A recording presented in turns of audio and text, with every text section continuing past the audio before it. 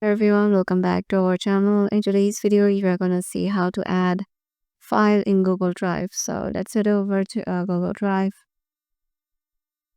Once you're there, make sure you have logged in into your desired account. So if you want to add a file to a folder or directly a file, so just tap on the plus icon, then go to upload.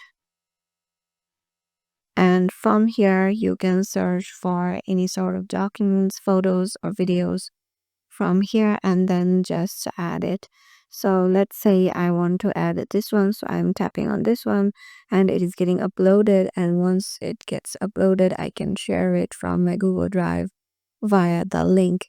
So currently it is getting uploaded, so as you can see it is uploaded. So if I want to share it, I will tap on the three dots, then tap on share, and here tap on manage access. And here from restricted, change it to anyone with the link and copy the link and send it to the person you want to share with.